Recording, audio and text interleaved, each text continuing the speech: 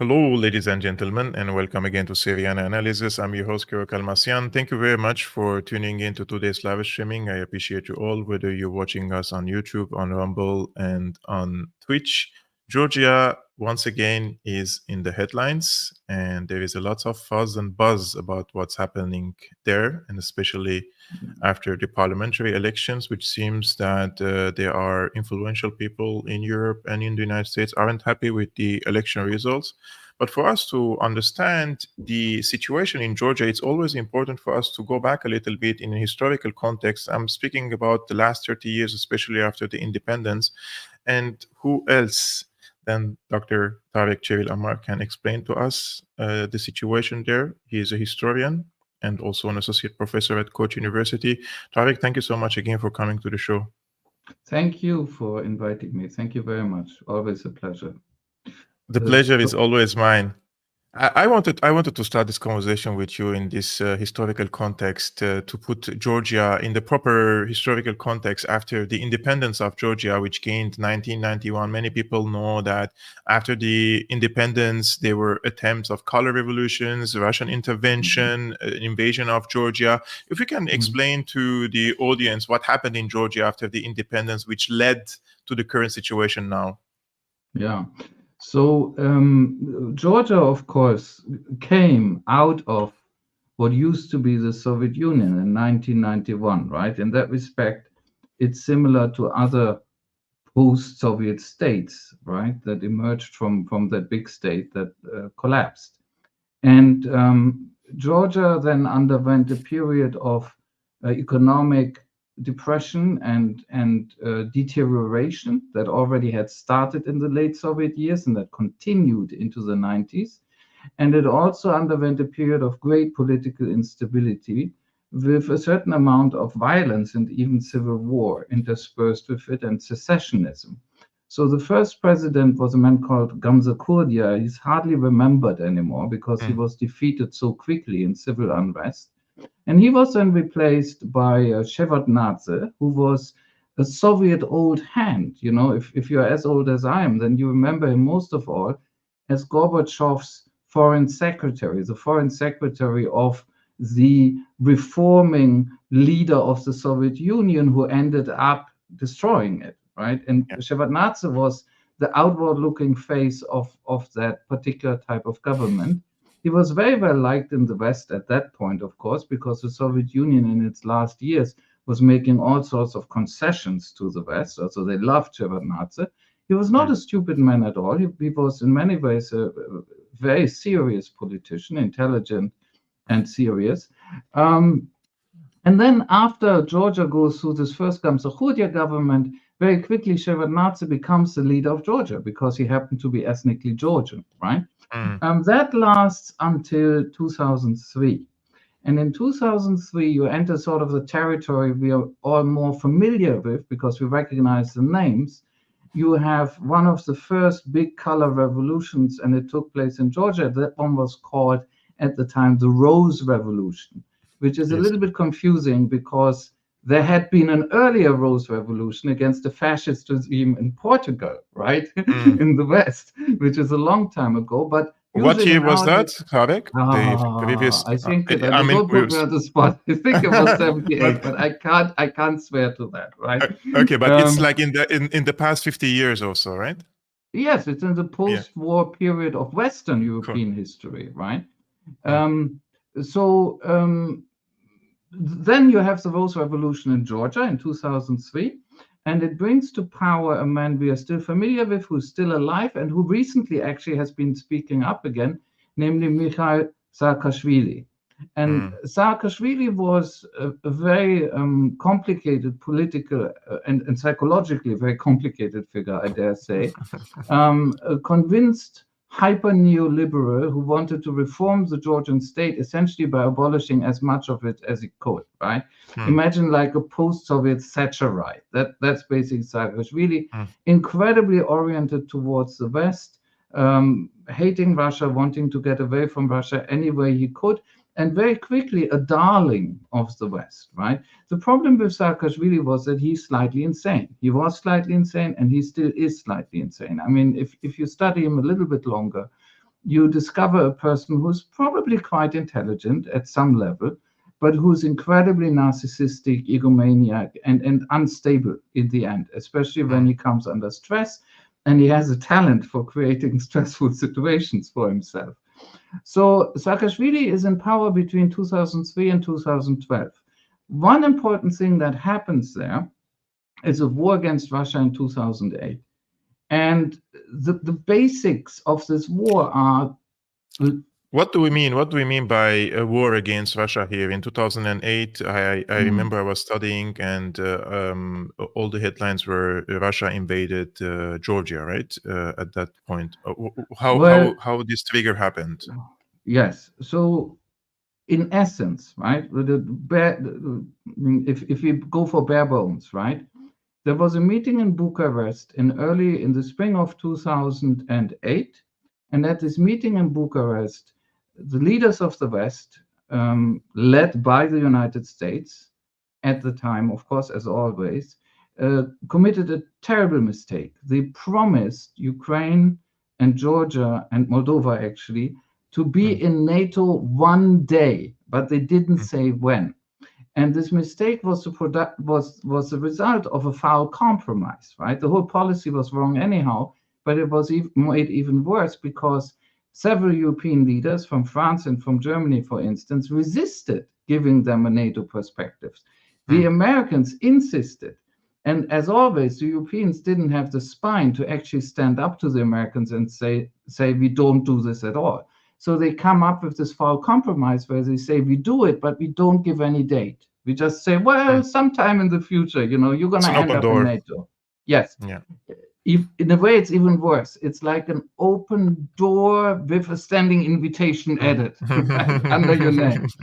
And what this did, of course, was it put these countries, especially Georgia and Ukraine, into this limbo, into this gray zone, into this geopolitical gray zone, where the Russian leadership was looking at this and thinking, well, they've told us what they're planning to do, and it's completely unacceptable to us, but they're not yet doing it. So one thing we might consider is act against it while we still can, right? This is what they created, and it was very clear. And I have to tell you, and I'm not claiming to be particularly smart here, just to tell you how easy it was to see this. I and other people saw this at the time. We looked at this and said, what the hell are they doing? This was pretty obvious, right?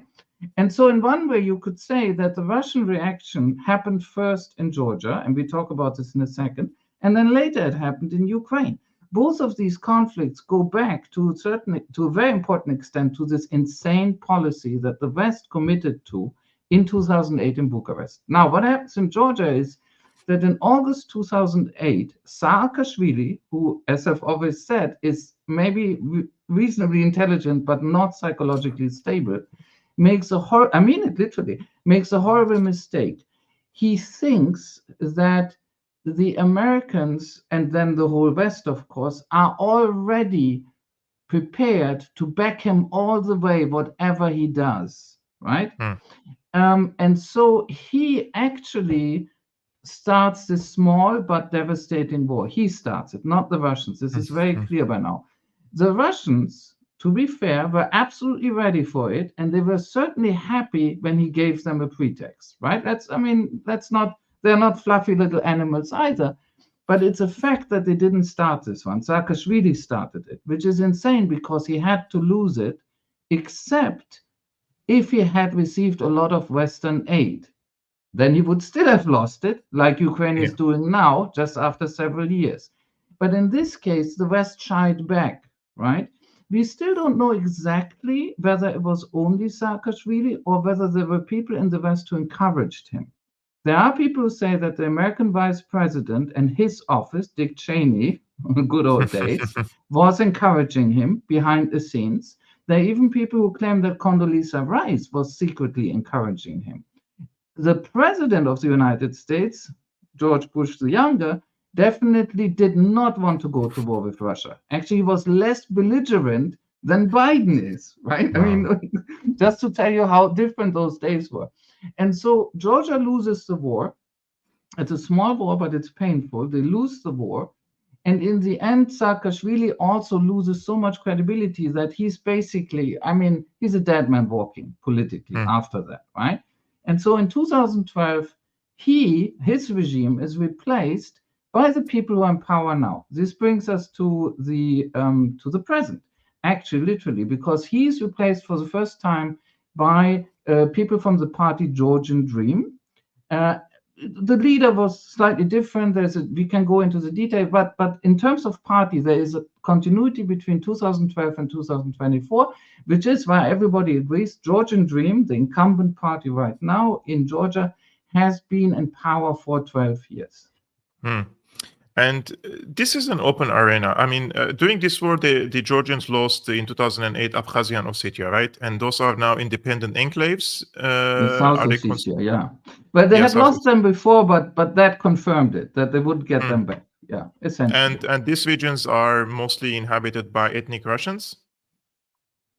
No, there are ethnic Russians there as well, but there are others who also, for various reasons, do not want to be ruled by Tbilisi. Yeah, just like the case in Ukraine, there are also other minorities like the Hungarians and the Romanians and other European, let's say, people who revolted again against the Kiev coup after it happened in 2014. And this is now an open arena, it seems, that between the West and Russia. I mean, I'm speaking about Georgia.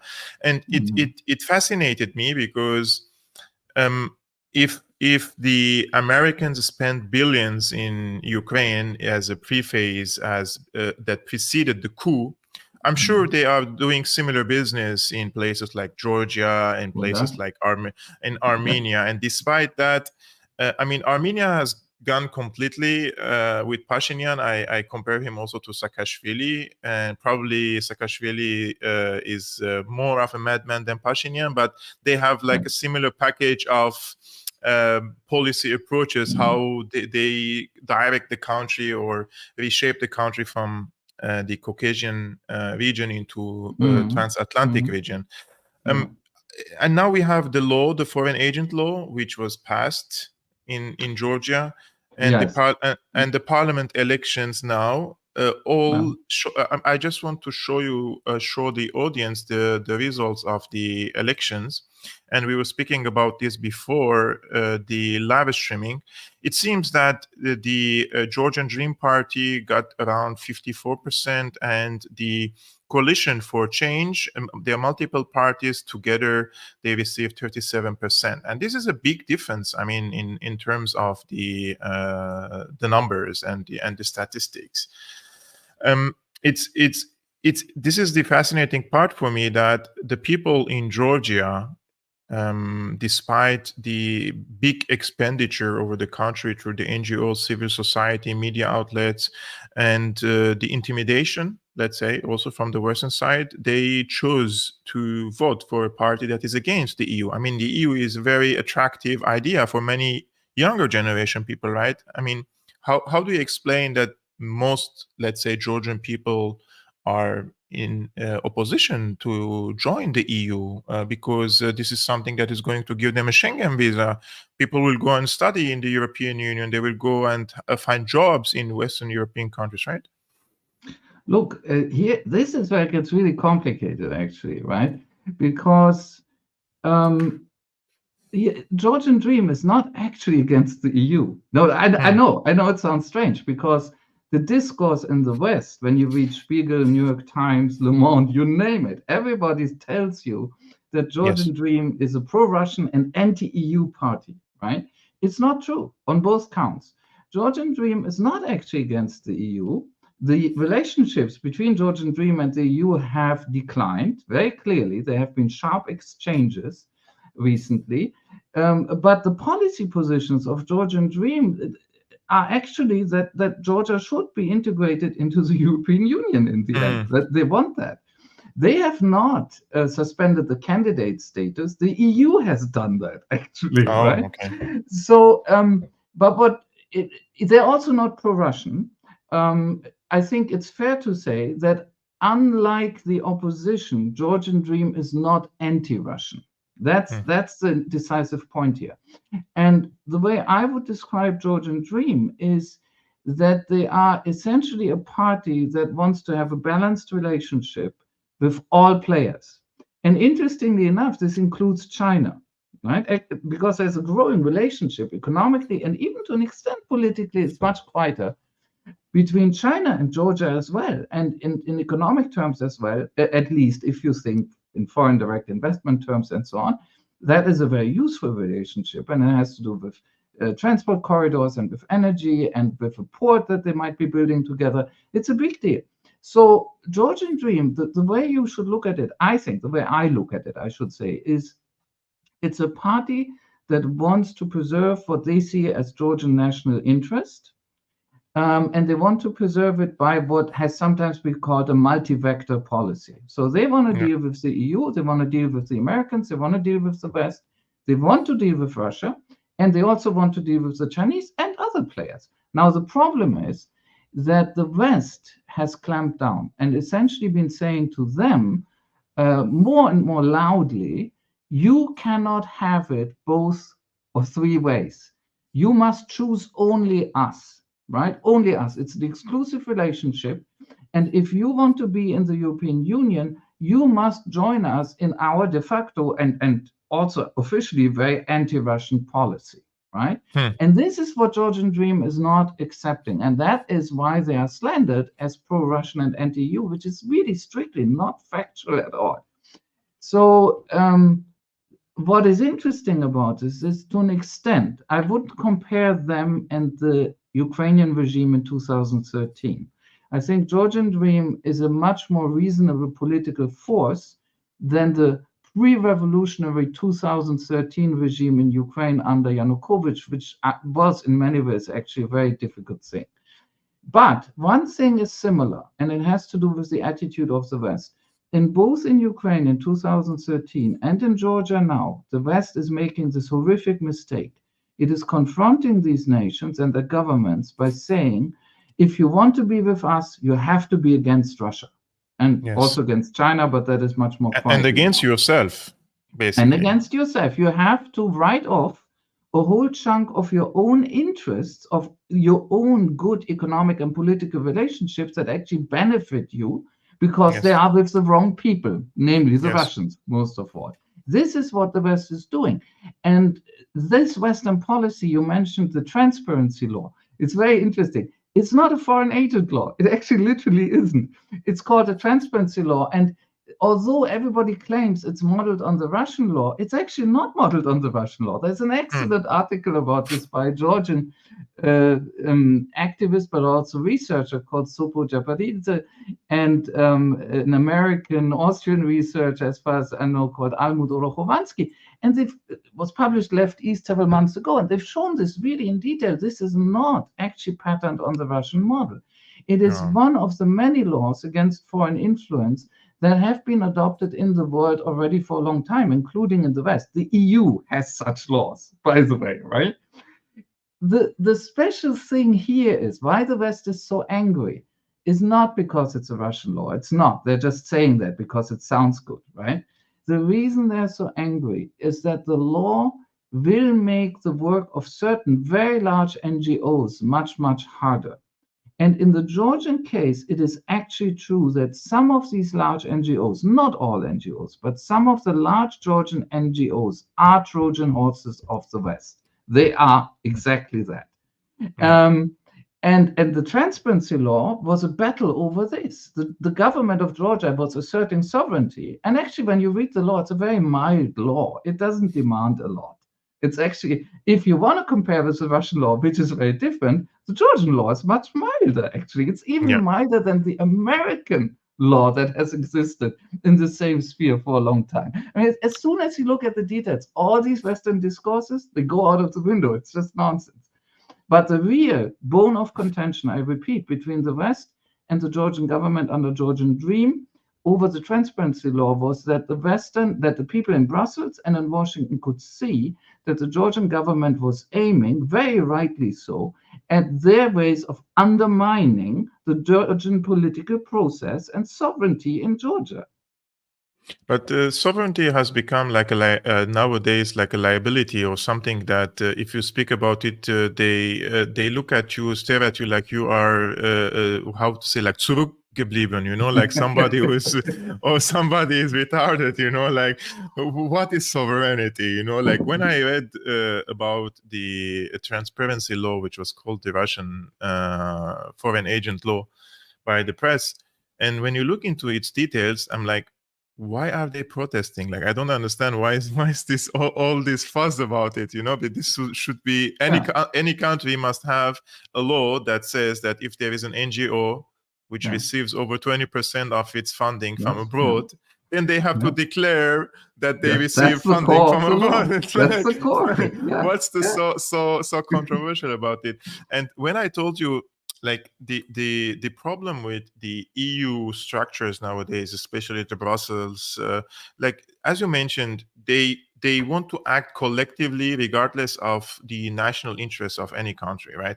And in this case, for example, today I was reading what's happening in Germany, and it's very sad to see that Volkswagen is going to close several plants, and they will cut tens of thousands of new jobs. And this is like at the peak of Germany's trying to reintroduce itself as some sort of a political power around the world, going Baerbock and Habeck visiting, Habeck and Baerbock visiting different countries and preaching about their way of life and how things should be done, especially when it comes the policies against Russia.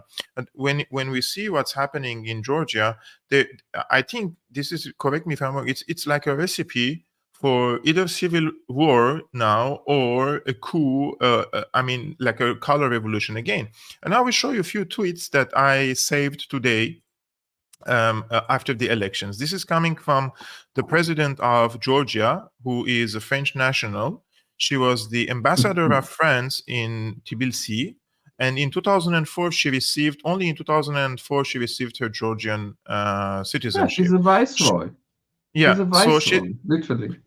She says, as the last independent institution, I cannot recognize these elections. It would legitimize Russia's takeover of Georgia. Our ancestors endured too much for us to surrender our European future. And then she also urges her partners, I urge our international partners to protect Georgia by standing with the people, not an illegitimate government. This sounds like more responsibility to protect notion that we heard at the beginning of the so-called Arab Spring. Then we have none other than Boris Johnson, who sabotaged the peace deal in Ukraine, which led to the killing of 600,000 Ukrainians. He says, the picture emerging from Georgia is clear. Yesterday's election has been stolen by Putin's puppet government. I back the people of Georgia as they stand up for their freedom, their rights, and their future. Wait, it's still... Secretary of State Antony Blinken, who is partner with the Israelis in the extermination war against the Palestinians and now against the Lebanese. He says the Georgian people embraced democracy yesterday. Now Georgia's political leaders must respect the rule of law, repeal legislation that undermines fundamental freedoms, address deficiencies in the electoral process, and move Georgia toward its Euro-Atlantic future. So whatever the people say, still Georgia has to move to its Euro-Atlantic future. We have Radek Sikorski, who said, thank you, America, after the Nord Stream pipeline blasts. He says the president of Georgia has announced that the parliamentary elections were falsified. Europe must now stand with the Georgian people. And we have Mark Fowle, who is one of the biggest Russophobes in the online community. He was the former, I believe, American ambassador to Russia. He says, this is courage. He's responding to the president of Georgia. Now, the free world has to stand with the Georgian president and all those fighting for democracy. Finally, the last one. I know that it took me long, but this was important to show the context. Who are the people questioning this? Saakashvili. Elections in Georgia are completely rigged and stolen. We have to claim back our country from the traitorous government. It seems that they're really going to push it to the street, like they want to go to the street now. That's fine. But you know what? I personally, obviously, I could be totally wrong, right? But from what I can see, I think an attempt to start a full-blown color revolution coup would fail in Georgia. And I Yeah. agree with you that what we've seen over the last 24 hours looks as if they will try, right? I find it strange because I think it's pretty obvious that the chances are bad. But I agree with you. It looks as if they want to try, right? And you could add Michael Roth, our famous belligerent from Germany, to this list. He has also spoken up in a very similar way already. So yes, there is the usual sort of international brigade, and there's the usual sort of inside forces. That it's a classical color revolution mix, right? And they're getting ready for action, it seems. But look, I have a reason why I'm thinking that this isn't going to work, which is that when you had large-scale protests against the transparency laws, just a few months ago, that also failed. And at the time, I remember very well, I was looking at that, and some other people were looking at it, and we were thinking, well, this is actually an attempt at a color revolution. This is that they're basically sort of trying how far they can go, right? There was an attempt to storm the parliament. There was a classical attempt to block the center of the capital city. I mean, it was the playbook had started. And it was defeated. They just didn't have the power to get this done, right? And frankly, I think they don't have the power now either. So in the end, if this is true, if there will be an attempt at a color revolution, and if the current government, the Georgian Dream government, will defeat that attempt, what will happen then is that the Americans are going to add more sanctions. They've already sanctioned Georgian leaders personally. The Europeans are going to, the EU Europeans, I should say, are going to exert more pressure by, for instance, rescinding the visa privileges of ordinary Georgians. That's a threat they used during the election already, right? Basically, the European Commission under Ursula von der Leyen, that's the people who were trying to massively influence the election from outside, because they went in and said, essentially, of course, they put it a little differently, but the message was very clear. Dear Georgians, either you vote out Georgian Dream, or we will take back your privilege to be in Europe for 6 months without a visa. That's what they were saying. That was the threat, right? And they were trying to reach ordinary voters that way, right? There's a lot of pressure already. And now they've lost this round as well, and they might as well escalate. I think this is true, and I think they lose the next round too. And the final result of this will be that they will force Georgia ever more towards Russia. It's going to be the West that will be doing that, because what Georgian Dream was trying to do is actually balance, which was a very good idea. They were trying to practice sort of, neutrality is not the right word, a multi-vector, a neutral policy, whatever you call it, between the camps. And that was a very adequate, useful, sensible policy for Georgia. And it is the West, I suspect it is the West that will deprive them of that opportunity. And then they will only have Russia to turn to. That's going to happen in the end, I think, here. Let me add one more thing. I was laughing when you mentioned the situation at VW, right? Volkswagen in Germany. I should say, I'm genuinely and very sorry for workers, for blue-collar, white-collar workers. I'm also sorry for what happens with the German middle class right now. Genuinely, I'm not joking. I'm a product of the German middle class, through and through. They need a different government. They don't deserve what is being done to them by these idiots in Berlin. I'm sorry. The whole contradiction in Berlin right now, this Zeitenwende spiel, right? The whole thing is bad enough. Reawaken Russophobia, like, Dracula from his coffin or something, and then go and crusade against the East again. Okay, that's awful already. But to combine that with the idea that at the same time we can totally destroy our own economy, that's staggering, right? This is a country, this is a government, I should say, in Berlin, that basically says, we don't need a good economy. We don't need a growing gross domestic product. We can stay in stagnation and even recession for years and decades if we feel like it. And at the same time, we want to take on Russia. Yeah. What the hell is this? These are complete idiots. I'm sorry. Nothing makes sense, even on their own insane terms, right? So let me just correct the impression that I was laughing at the people at VW. I'm not. I'm not. I'm very, very sorry for what's happening in Germany to ordinary people, actually. The problem is in the German political atmosphere nowadays. There are so many taboos that we're not allowed to speak. Like it increases every day, and the people have lots of fear to speak up Yeah, for what's happening I in the know. country. And there is also the ideological aspect of it. And the ideological aspect is that we are not only right, but we are the moral side. Therefore, any Yes. other side that you pick, you are immoral and you are a bad person. So there is this Yeah. serious pressure on your conscience to not take any other position. And if Germany Yes, wants but to Kevork, if I may say one thing, I don't take pressure, moral pressure, from people who co-perpetrate a genocide. Right? It's like another absurdity. You can try to pull the moral arrogance on me, on, not you, but these Germans or these German people in government and the media elites. But while you're perpetrating a genocide together with the Israelis, you don't even, I'm not even listening to you. They want to play the morally superior game. I'm sorry, but I feel far morally superior to them. Because while I can't change anything, at least I know it's a genocide and I'm against it and I say it. And if I could stop it, I would stop it. Whereas these people in the German media and the German government are co perpetrating it. So they have nothing to stand on. Recently, Baerbock was in Lebanon, and as she landed in the airport, her team tweeted something, posted something on X, I can't believe. basically saying that just like in Gaza, the terrorists of Yes, Hezbollah are yes, hiding behind the yes. civilians. Israel has the Hmm. right to defend itself. So basically, she's saying, like, she landed in Lebanon and she was telling the Lebanese, Yeah, yes, you deserve to be bombed yes. when she's She was, when yeah, she's yeah, like yeah.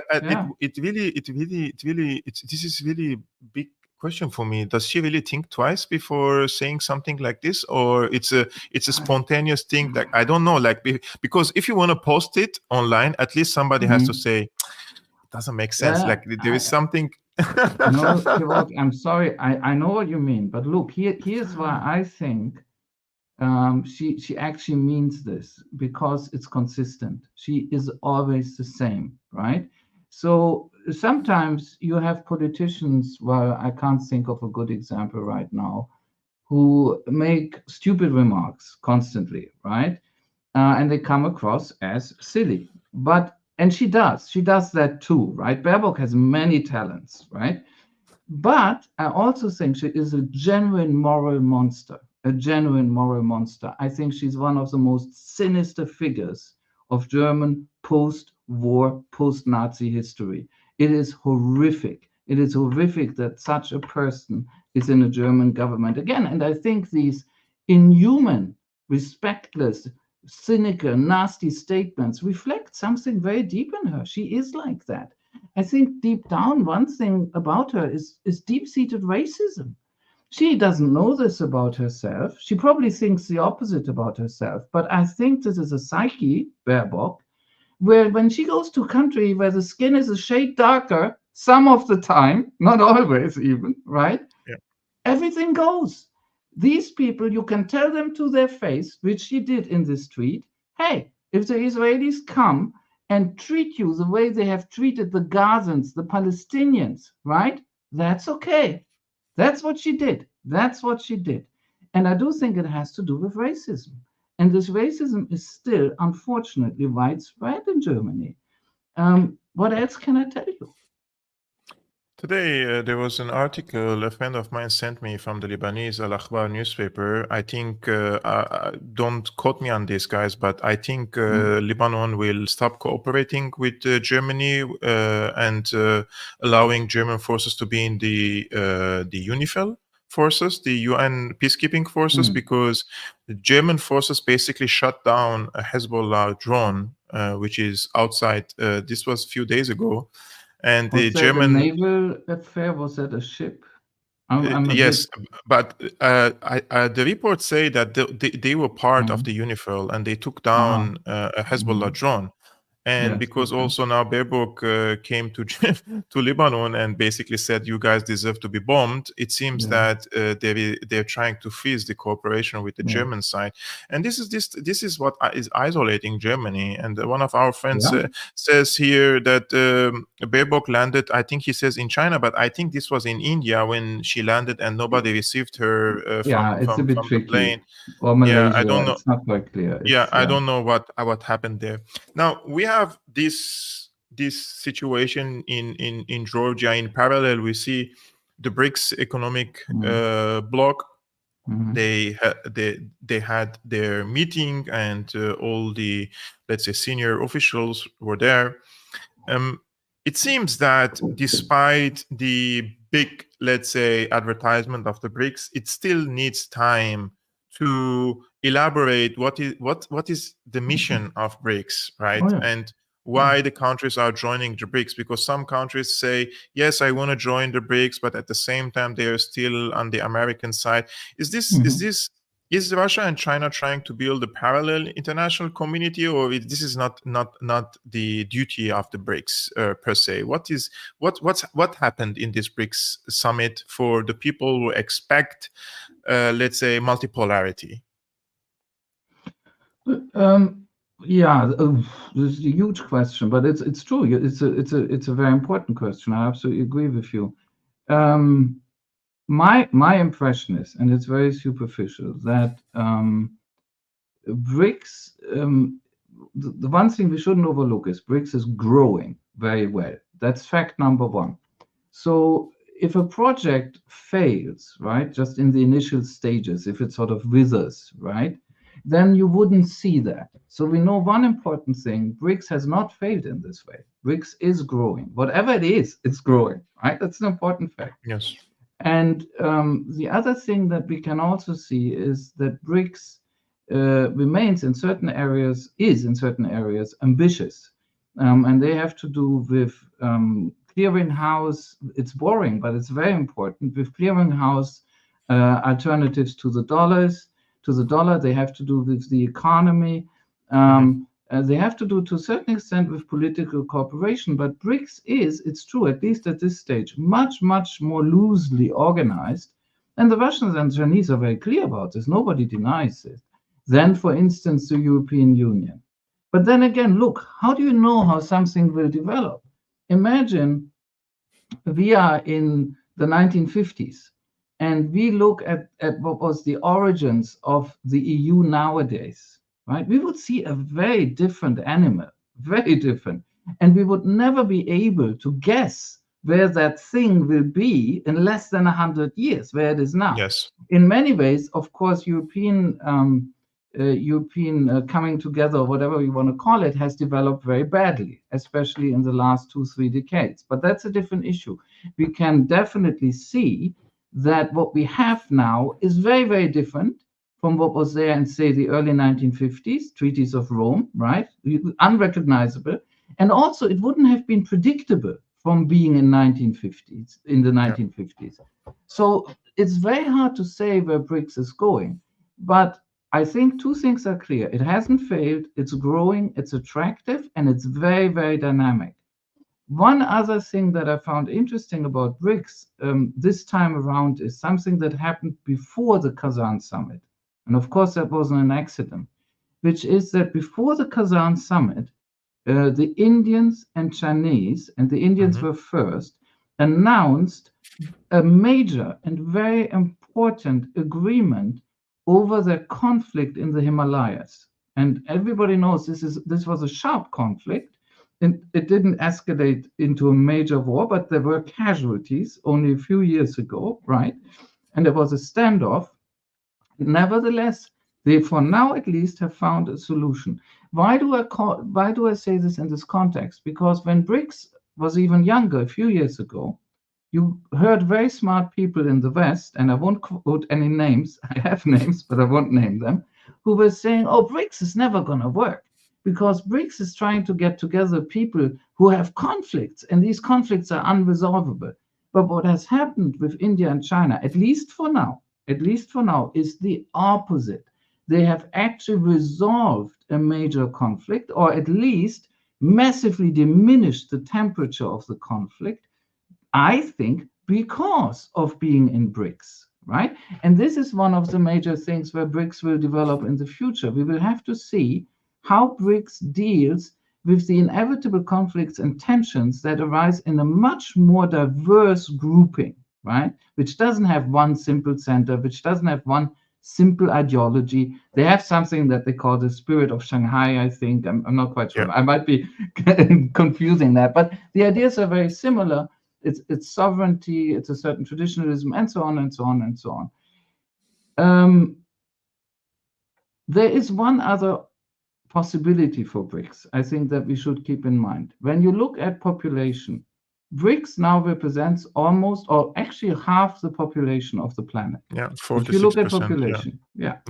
If you look at the economies, I think it's a third or even more by now. So it's also very substantial already, right? You could, at the same time, look at the way in which the West has destroyed the post-World War II international institutions. And here I mean, above all, the United Nations. Not only, but above all, the United Nations.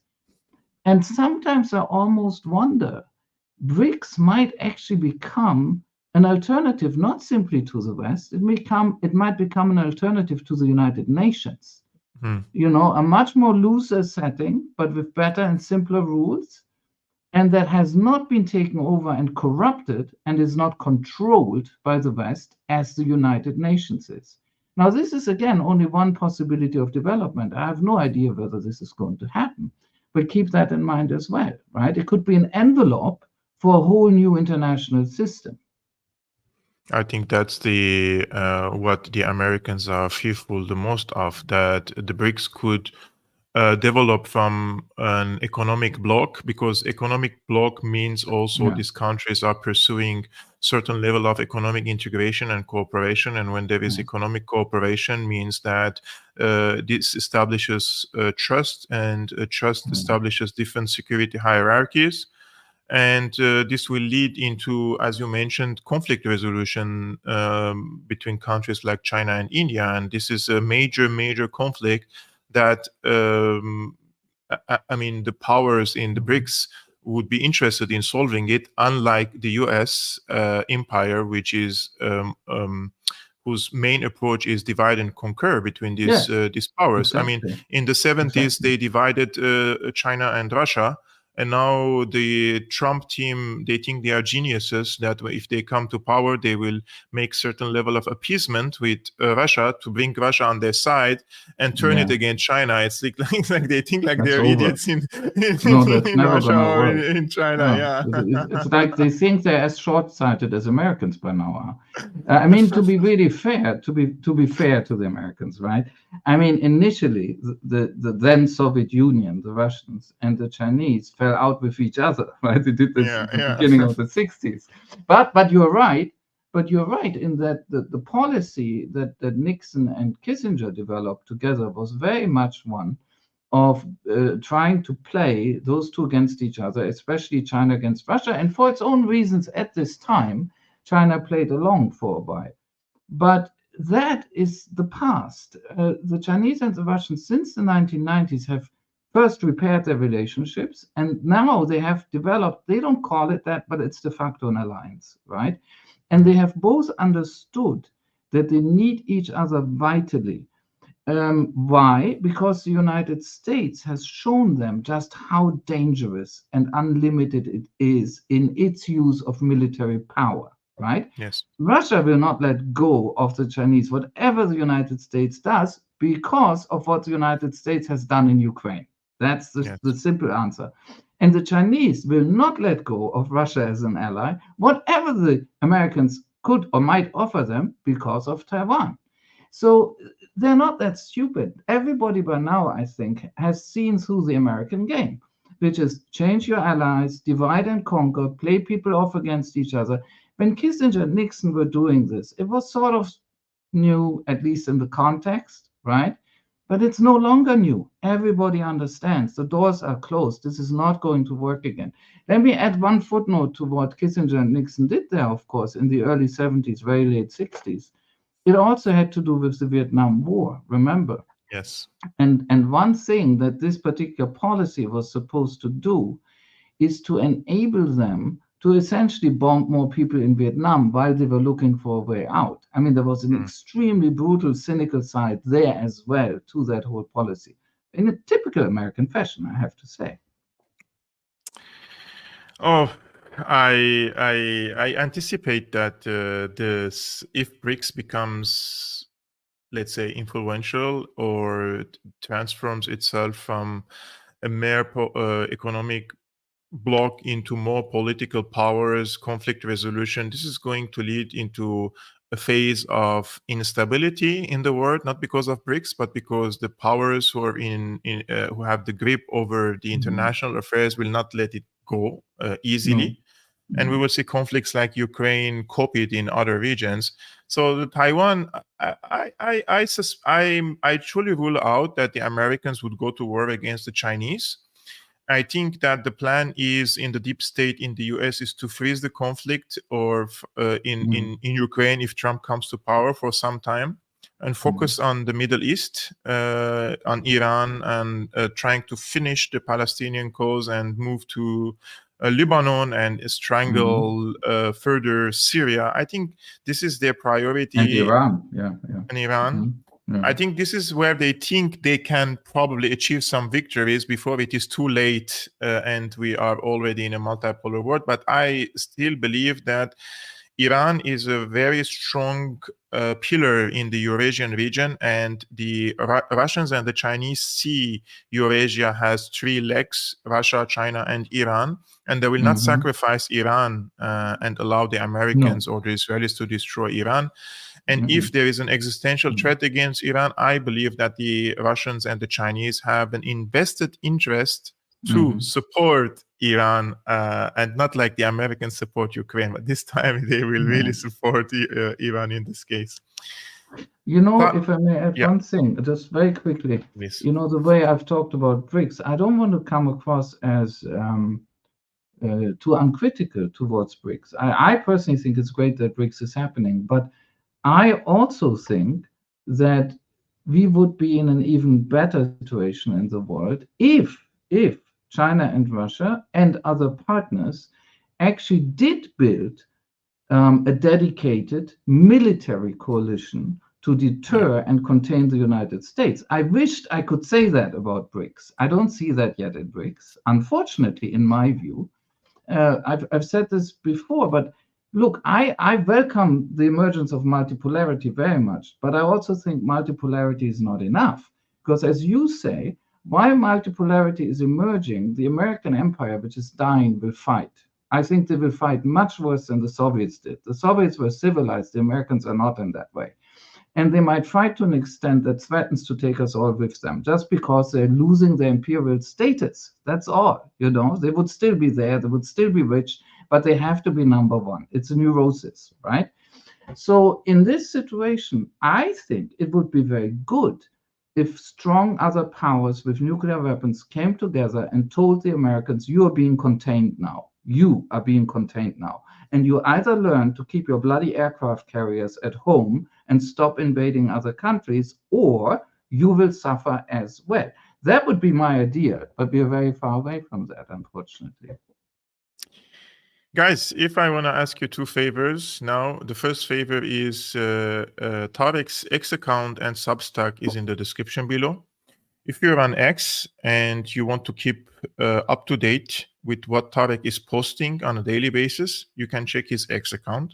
And if you want to read his longer format articles, his Substack is also in the description below. That would be amazing if you give him a follow. The second bitte or from you, if you like this content, just hit the like button. It's free of charge. And tomorrow I promised you to be with Philip Giraldi, the former CIA officer. Unfortunately, he has become ill and he apologized from participating tomorrow. So I will keep in touch with him and we will see if we can have him next week or the week after.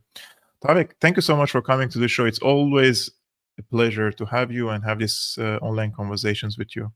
Same here. Thank you very much, Kevork, for inviting me. Guys, thank you so much for watching, and we will see you tomorrow, Tuesday, 5 p.m. Central European time. I don't know if it's still 11 a.m. in America. We changed the time here. I will check again what's the time difference between us and Eastern American time, and I will update you about that tomorrow. Salam. Bye-bye.